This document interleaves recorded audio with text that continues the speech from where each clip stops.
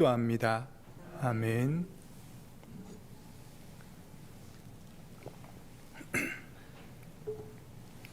오늘 우리에게 주실 하나님 말씀은 민수기 11장 31절에서 35절 말씀입니다. 제가 가진 성경은 구약 성경 215페이지입니다. 민수기 11장 31절에서 35절 말씀, 우리 다 찾으셨으면 한 절씩 교독하겠습니다. 31절입니다. 바람이 여호와에게서 나와 바다에서부터 메추라기를 몰아 진영 곁 이쪽 저쪽 곧 진영 사방으로 각기 하루길 되는 지면 위 두 규빗쯤에 내리게 한지라. 백성이 일어나 그날 종일 종야와 그 이튿날 종일토록 메추라기를 모으니 적게 모은 자도 10호멜이라. 그들이 자기들을 위하여 진영 사면에 펴두었더라. 고기가 아직 이 사이에 있어 씹히기 전에 여호와께서 백성에게 대하여 진노하사 심히 큰 재앙으로 치셨으므로 그곳 이름을 기브롯 핫다와라 불렀으니 욕심을 낸 백성을 거기 장사함이었더라. 다 같이 읽겠습니다. 백성이 기브롯 핫다와에서 행진하여 하세롯에 이르러 거기 거하니라. 아멘. 오늘 본문은 하나님께서 모세에게 말씀하신 대로 백성들에게 고기를 주십니다. 31절의 말씀처럼 바람을 불게 하셔서 메추라기를 몰아 이스라엘 진영 사방으로 엄청난 양을 떨어지게 하셨습니다. 이스라엘 백성들은 고기를 먹고 싶어하는 그들의 탐심으로 하루 종일 메추라기를 모아 거두었습니다. 개인이 하루 동안 거둔 양이 적어도 적게 거둔 사람은 10호멜이라고 말을 합니다. 이 호멜은 곡물의 부피를 재는 단위인데 1호멜이 약 220리터 정도 된다고 합니다. 그들이 거둔 양이 10호멜이니까 2200리터나 되도록 속된 말로 미친 듯이 계속 거두었던 것 같습니다. 이스라엘 백성들이 약 200만 명으로 추정을 한다면 메추라기는 최소한 1억 마리 정도 되었을 것이라고 추측을 합니다. 이스라엘 백성들은 메추라기를 충분히 먹을 수 있었으며 나머지는 자기들을 위해 햇빛에 말려 나중에 사용하려고 한 것 같습니다. 그러나 그들은 믿음이 없이 감사함이 없이 메추라기를 먹었기 때문에 그들이 불평하고 불신앙한 것에 대한 어떠한 뉘우침이나 회개가 전혀 없었습니다. 오히려 그들은 자신들의 행위가 하나님 앞에 당연한 것처럼 행동을 하였습니다. 그 결과 33절의 말씀처럼 고기가 이 사이에 있어 씹히기 전에 여호와께서 그들에게 진노하셔서 큰 재앙으로 치셨다라고 말씀합니다. 그 재앙이 끝나자 그들은 그곳을 기브롯 핫다와라고 불렀습니다. 그 뜻은 탐욕의 무덤이라는 뜻이었습니다. 탐욕을 품고 회개하지 않는 자들은 그곳에서 장사되었다는 뜻이겠죠. 오늘 본문의 말씀을 통해서 탐심의 죄가 무엇이며 그 죄가 어떠한 과정으로 역사하는지, 그리고 어떻게 마음을 우리는 지킬 수 있는 것인지에 대해서 잠시 말씀을 나누도록 하겠습니다. 조금 어려운 내용일 수 있고 조금 설교가 길어질 수 있기 때문에 주의 은혜의 도우심을 구하며 말씀에 잘 집중해 주시길 부탁드립니다. 먼저 탐심은 사전적인 의미로는 남의 것을 탐내는 마음이라는 뜻입니다. 그리고 골로새서 3장 5절에도 이 탐심을 우상숭배라고 말을 했고 10계명의 마지막 10번째 계명도 이 탐심에 대한 죄를 분명히 말씀하고 있습니다. 탐하는 마음, 즉 탐심은 죄와 너무나도 긴밀하게 연결되어져 있습니다. 창세기 2장 3장에 하나님의 말씀에 선악과를 따먹지 말라, 먹으면 반드시 죽으리라고 말씀하셨습니다. 그런데 뱀을 통해 역사한 사단이 하와를 유혹한 것이 무엇입니까? 바로 선악과를 따먹도록 유혹하는 것입니다. 하나님의 말씀을 부정하고 그 선악과를 따먹으면 결코 죽지 않고 하나님처럼 되어서 하나님 없이 스스로 선과 악을 결정할 수 있도록 있는 그런 자리에 선다는 거짓말로 인간을 유혹하였습니다. 그 말을 들은 하와의 반응은 어떠했습니까?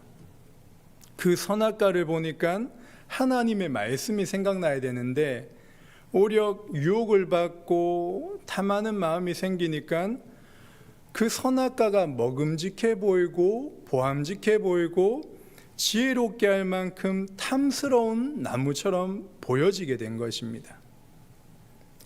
유혹을 받고 쏟게 되니까 하나님의 말씀을 놓치게 되고 그 결과 탐심이 그 마음을 깊이 자리 잡게 된 것입니다.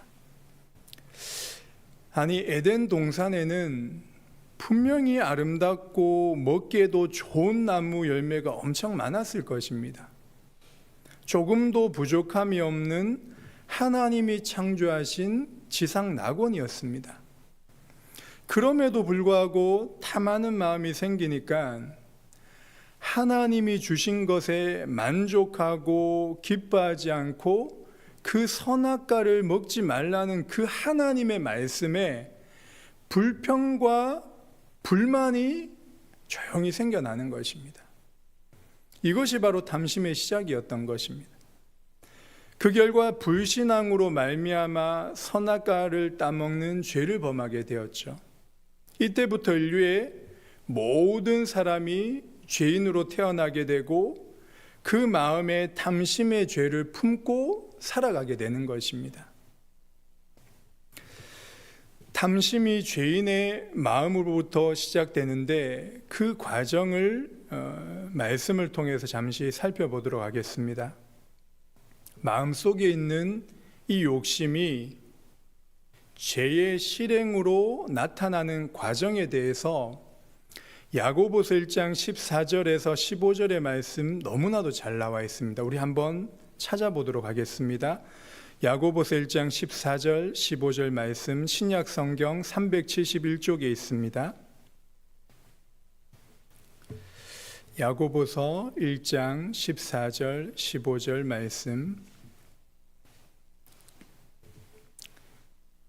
다 찾으셨으면 우리 같이 두 절의 말씀을 읽어보도록 하겠습니다. 14절입니다. 시작. 오직 각 사람이 시험을 받는 것은 자기 욕심에 끌려 미혹됨이니 욕심이 잉태한즉 죄를 낳고 죄가 장성한즉 사망을 낳느니라. 두 절의 말씀이지만 너무나도 중요한 내용이 담겨져 있습니다. 최소한 7가지의 사실로 죄가 진행되는 과정을 우리에게 가르쳐주는 말씀입니다. 첫째로 자기 욕심이라는 말씀이 나오죠. 오직 각 사람이 시험을 받는 것은 자기 욕심. 이것은 신자 안에 죄에 대한 욕망이 실제적으로 존재한다는 것을 우리에게 말씀해주고 있는 것입니다. 유혹은 우리 안에 없는 것을 만들어내는 것이 아니라 이미 있는 우리의 죄성을 끌어내는 것입니다. 우리 안에 죄에 대한 욕망이 없다면 어떠한 유혹이 오더라도 그 유혹에 결합하여 죄를 짓게 되지는 않는 것입니다.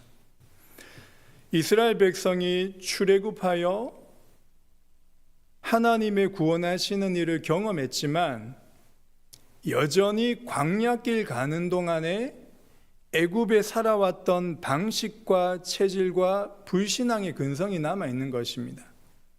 이처럼 우리에게도 예수님을 믿고 구원을 받았지만 남아있는 죄에 잔존하는 이 죄성이 있기 때문에 은혜에서 멀어지게 되면 당연히 우리의 욕심, 그 탐심의 유혹을 받아 넘어질 수 있는 것입니다. 둘째로 환경에 의해 품고 있는 욕망이 자극을 받게 된다는 사실을 우리에게 잘 보여줍니다. 자기의 욕심에 끌려라고 말씀하셨죠. 끌려. 민수기 11장 4절에 그들 중에 섞여 사는 다른 인종들이 탐욕을 품음에 이스라엘 자손도 다시 울며 이르되 우리에게 고기를 주어 먹게 하랴. 욕심이 자극을 받아서 그 욕심에 모든 관심을 가지게 되니까 결국에 현실을 보면서 원망과 불평이 터져 나오는 것입니다. 그리고 세 번째로 뭐라고 말씀합니까? 자기의 욕심과 거기에 끌려 셋째로 미혹된다라고 말을 합니다. 욕심이 자극을 계속 받게 되면 우리의 생각이 객관적이고 균형적인 것이 아닌 그 균형을 잃게 되어서 유혹에 더 많은 영향을 받게 되어 치우치게 되는 것입니다. 이것이 바로 죄의 역사를 통해서 속이는 일에 점점 성공해 가는 것입니다. 도대체 이스라엘 백성이 애굽을 그리워한 이유가 무엇입니까? 생선과 오이와 참외, 부추, 마늘을 먹을 수 있어서 애굽을 그리워하였다고 합니다. 그렇다면 정말 애굽에서 먹고 싶은 대로 다 먹고 살고 싶은 대로 자유를 만끽하면서 그렇게 살았습니까? 아닙니다. 애굽의 노예였습니다.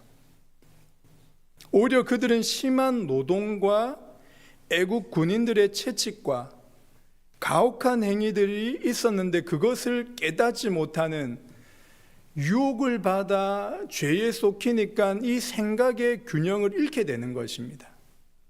이것이 바로 죄가 속이는 실제적인 모습입니다. 죄는 자신의 실체를 드러내지 않고 죄가 주는 잠시 잠깐의 쾌락 때문에 죄의 결과인 고통과 죄책을 망각하게 만드는 것입니다.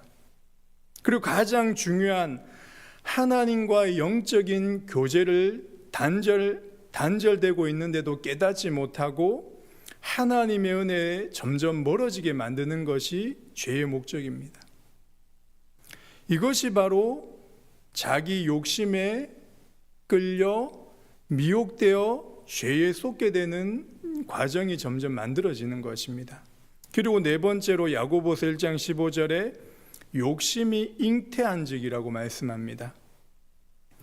이 말씀은 여자가 임신하게 되면 배가 불러오고 그 영향으로 자유롭게 활동하지 못하게 되는 모습을 생각나게 합니다. 생각이 죄에 계속 쏟게 되면 결국 우리의 의지, 우리의 행동에 영향을 주게 되어 욕심이 마음을 주장하게 되는 것입니다.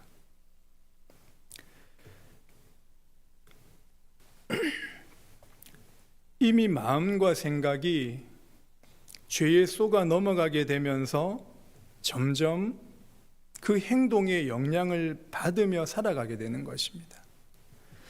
고기를 먹지 못한다는 그 한두 사람의 불평과 불만의 말을 들으면서 그런 영향을 받게 되니까 그 관점에서만 이 광야라는 현실이 보여지는 것입니다.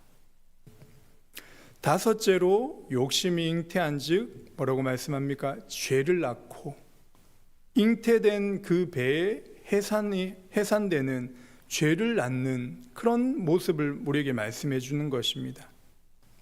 이 말씀처럼 욕심이 생각과 마음에 가득 차게 되면 결국은 그 개인의 외적인 행동으로 결과로 나타나게 되는 것입니다. 이스라엘 백성들이 고기가 먹고 싶은 마음으로 충만해지고 그 욕심에 사로잡히게 되니까 그 기준으로 모든 것을 보고 생각하고 말하고 행동하게 되는 것입니다. 그것이 바로 하나님처럼 스스로 선과 악을 판단하며 살아가는 판단자, 심판의 자리에 앉게 되어서 그 자기의 기준으로 쉽게 원망하고 불평하고 불신앙이 터져 나오는 죄의 결과가 나타나는 것입니다. 그리고 6번째로 죄가 잉태되고 죄가 낳게 되면 어떻게 됩니까? 죄가 장성한다라고 합니다. 자라나게 된다는 것입니다.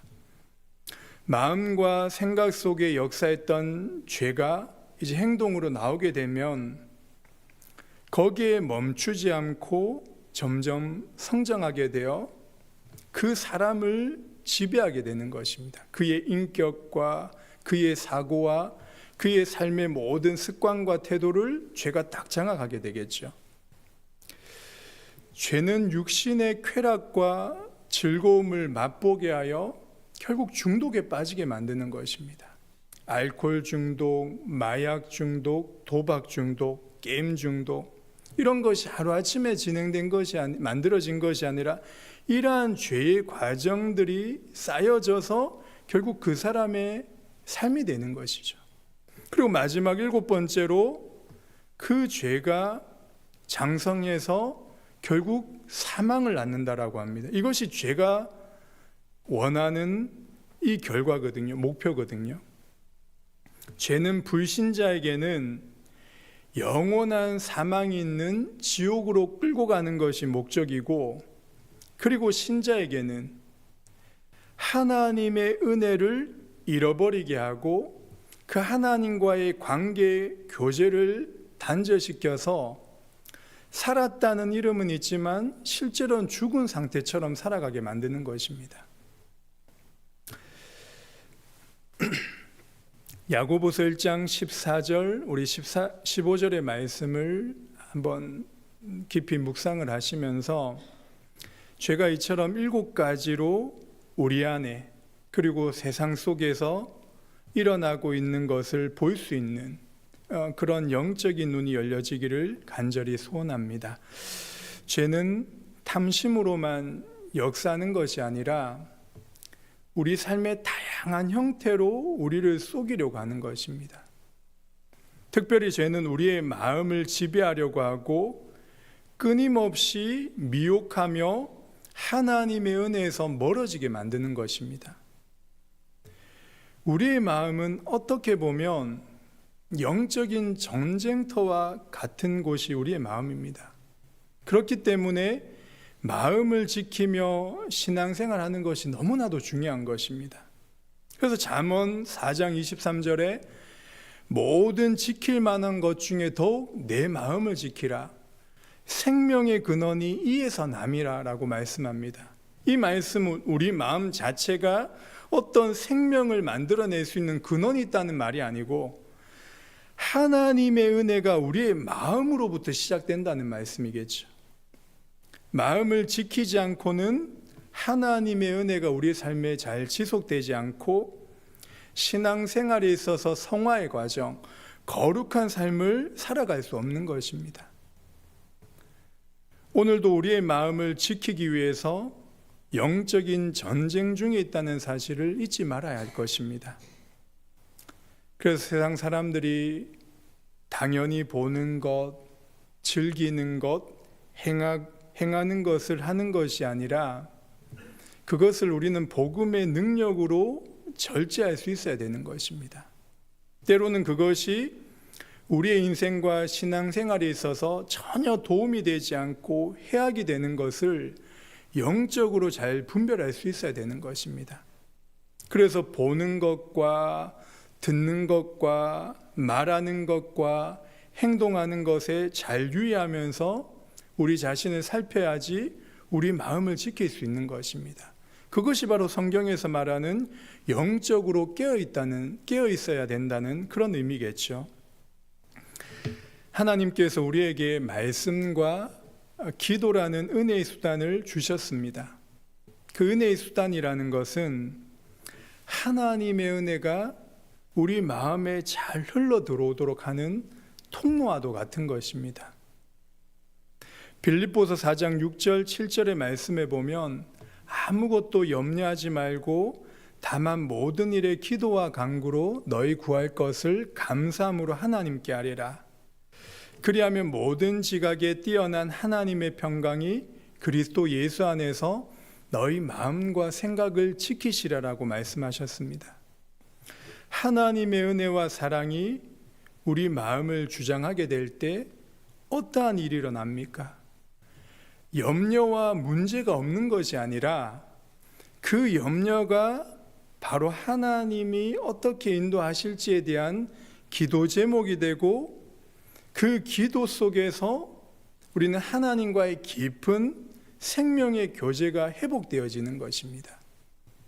그 생명으로 죄와 우리의 옛사람이 점점 죽어지며 그리스도 안에 새 사람으로 자라나게 되는 것입니다. 오히려 그 염려가 나를 주장하고 죄를 짓는 결과로 붙잡아 가는 것이 아니라 그 염려를 통해 하나님의 역사와 기도응답을 체험하게 되는 것입니다. 이스라엘 백성들이 광야길 가는 것이 참 힘들고 고단하고 어려웠을 것입니다. 그러나 그 길로 이끄시고 인도하시고 함께 하시는 하나님의 역사를 보게 될 때 점점 보이지 않지만 실제로 역사하시는 그 하나님의 역사를 믿게 믿으며 자라나게 되는 것입니다. 궁극적으로 들어가야 될 그 가나안 땅이 도대체 어떠한 땅인지, 그리고 그 땅에 오실 메시아는 누구인지를 바라보면서 그 여정을 걸어갈 수 있게 되는 것입니다. 그리고 그 광야의 여정을 허락하신 하나님의 뜻과 계획을 보는 믿음의 눈이 열려서 그들의 본향이 이 광야가 아니라 영원한 하나님의 나라임을 알고 그 하나님 나라를 사모하며 감사함으로 그 광야길을 묵묵히 걸어갈 수 있게 되는 것입니다. 시편 기자는 자신의 마음을 지키기 위해 이렇게 간절히 기도하였습니다. 119편 36절 37절에 보면 내 마음을 주의 증거들에게 향하게 하시고 탐욕으로 향하지 말게 하소서. 내 눈을 돌이켜 허탄한 것을 보지 말게 하시고 주의 길에서 나를 살아나게 하소서. 주께서 우리에게 선물로 주신 이 하루를 주신 말씀을 잘 묵상하며 마음에 새기며 살아가는 그런 복된 하루 되시기를 주님의 이름으로 간절히 기도합니다. 기도하겠습니다. 하나님 아버지, 오늘 말씀처럼 죄가 구체적으로 우리의 마음에 어떻게 역사하는지 깨닫게 하셔서 주의 말씀과 복음에 깊이 뿌리 내리는 경건한 신앙생활이 회복되게 인도하여 주옵소서. 탐심으로부터 마음을 지키며 믿음으로 살아갈 수 있도록 날마다 말씀과 기도 속에 인도함을 받는 은혜의 삶을 살게 하여 주옵소서. 오늘 점심때 노방 전도를 나아가는 분들과 함께하여 주셔서 죄 가운데 있는 영혼들을 불쌍히 여기며 그들을 긍휼히 여기는 마음을 주옵소서. 그들에게 담대히 복음을 전하는 지혜와 용기를 다하여 주옵소서. 저녁에 있을 수요 예배에 은혜를 내려 주셔서 계속해서 소교리 문답을 통해 우리 신앙의 근본 토대와 뼈대를 잘 구축하여 그리스도 반석 위에 세워지는 견고한 신앙이 되게 인도하여 주옵소서. 담임 목사님과 교회를 섬기는 분들에게 은혜를 다하여 주셔서 성령 충만, 말씀 충만, 그리스도의 충만함으로 함께하여 주옵소서. 감사드리며 예수님의 이름으로 기도합니다. 아멘. 기도하시다가 돌아가시기 바랍니다.